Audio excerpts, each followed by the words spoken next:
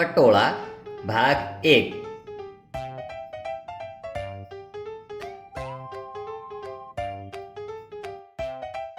પ્રસ્તાવના: આ વિડીયોમાં આપણે પ્રખ્યાત પટોળાના કારીગરો વિશે જાણીશું. દરરોજની જેમ આજે પણ રિયા મોતીની સાથે એના ટેબલ પર બેસીને ધ્યાન લગાવીને અભ્યાસ કરી રહી છે. રિયાનો અભ્યાસ પૂરો થયો ત્યારે તેને તેના ટેબલ ઉપર એક ફોટાનો આલ્બમ જોયો. અરે મોતી, આ જો ફોટો. ચાલ કેટલાક ફોટા જોઈએ. રિયા અને મોતી આલ્બમના ફોટા જોવા લાગે છે. આ જો મોતી, આ ફોટામાં મમ્મીની સાડી કેટલી સારી લાગે છે. પરંતુ મેં તો આ સાડી પહેલા ક્યારેય જોઈ નથી. શું તમે ક્યારેય કોઈને આવી સાડી પહેરેલી જોઈ છે?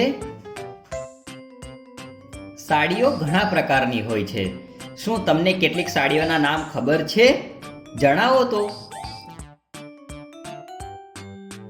તે સમયે રિયાની મમ્મી દૂધ લઈને રિયાના રૂમમાં આવે છે. અરે રિયા, શું જોઈ રહી છે? મમ્મી, હું આ આલ્બમના જૂના ફોટા જોઉં છું. અરે વાહ, મને પણ બતાવ તો. રિયાની મમ્મી પણ આલ્બમના ફોટા જોવા લાગે છે. મમ્મી, તારી આ સાડી ખૂબ જ સારી લાગે છે. પરંતુ મેં તો આ સાડી પહેલા ક્યારેય જોઈ નથી. રિયા, આ એક ખૂબ જ વિશિષ્ટ પ્રકારની સાડી છે. તેને પટોળા કહે છે અને તે ભારતમાં ખૂબ જ પ્રખ્યાત છે. પટોળા? મમ્મી, આ પટોળા કેવા હોય છે? શું તમે ક્યારેય પટોળા વિશે સાંભળ્યું છે?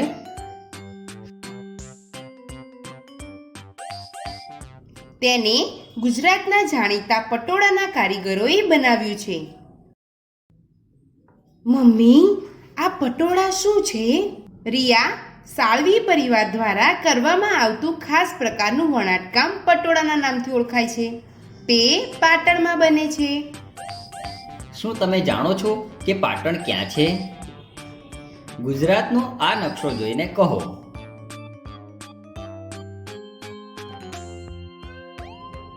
પટોળામાં ઘણા બધા લોકો વણાટનું કામ કરે છે.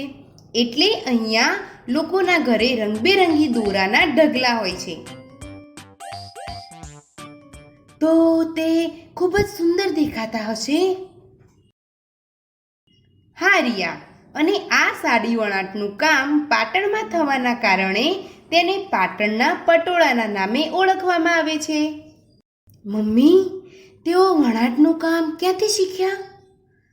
પટોળા વણાટનું કામ ઘણી બધી પેઢીઓથી ચાલી આવી રહ્યું છે.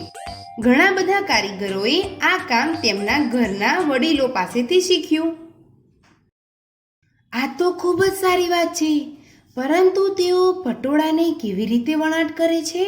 શું તમે જાણો છો કે પટોળા કેવી રીતે વણાય છે?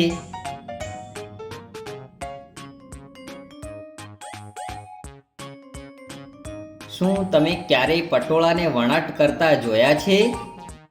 પહેલા તેઓ બજારમાંથી દોરા લાવે છે અને ઉકળતા ગરમ પાણીમાં મૂકે છે. મમ્મી, ઉકળતા પાણીમાં કેમ મૂકે છે? રિયા, ઉકળતા પાણીમાં મૂકવાથી દોરાના બધા જ ડાઘ અને ગંદકી સાફ થઈ જાય છે. દોરાને રંગીને સૂકવવામાં આવે છે અને પછી તેને સાળ પર ગોઠવવામાં આવે છે અને તેમાંથી પટોળું તૈયાર થાય છે.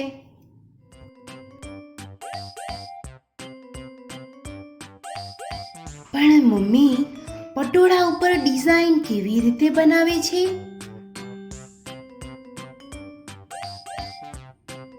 તમે ક્યારેય વિચાર્યું છે કે પટોળા પર ડિઝાઇન કેવી રીતે બનાવતા હશે?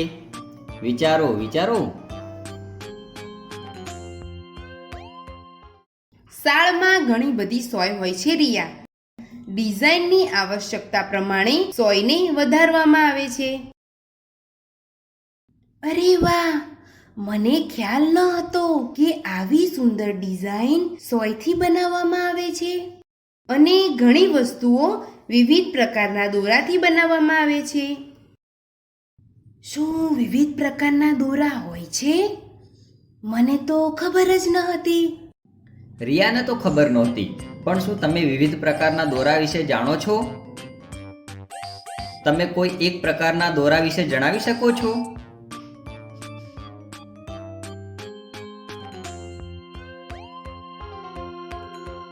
હા રિયા, જેમ કે રેશમના દોરા અને સુતરાઉના દોરા. રેશમના દોરામાંથી રેશમી કાપડ, સાડીઓ અને સૂટ બનાવવામાં આવે છે. સુતરાઉના દોરામાંથી સાડીઓ, ચાદર અને કાપડ બનાવવામાં આવે છે. કેટલું સારું લાગતું હશે મમ્મી, દોરાને સાડીઓમાં બદલતા જોવું. હા, તે તો છે રિયા, પણ સારા પટોળા બનાવવા માટે સારા કારીગરો અને ખૂબ જ મહેનત લાગે છે. તું જાણે છે રિયા, આજકાલ આ કારીગરોને તેમના કામના યોગ્ય પૈસા મળતા નથી. પણ કેમ? તેઓને તેમની મહેનતની રકમ કેમ નથી મળતી?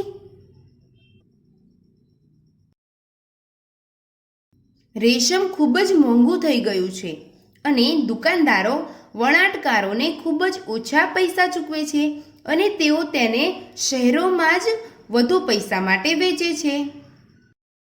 તેથી ઘણા કારીગરો આ નોકરી છોડી રહ્યા છે. તેઓ પોતાનું ગામ છોડીને શહેરોમાં કામ કરવા માટે જઈ રહ્યા છે. આટલા વર્ષોની કળા ધીમે ધીમે પોતાનો મહિમા ગુમાવી રહી છે. પટોળાના કારીગરોની હાલત વિશે સાંભળીને તમને કેવું લાગ્યું? શું તમે કોઈ ઉપાય વિચારી શકો છો કે કેવી રીતે આ સમસ્યાનો હલ લાવી શકાય?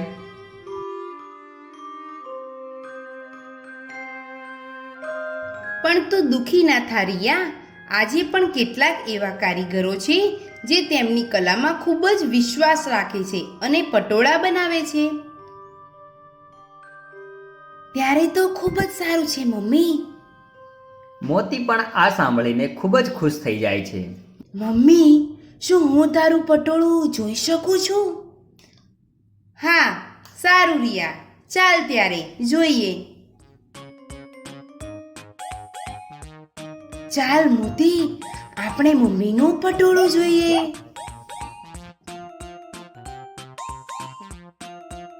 સારાંશ: આ વિડીયોમાં આપણે પ્રખ્યાત પટોળાના કારીગરો વિશે જાણ્યું.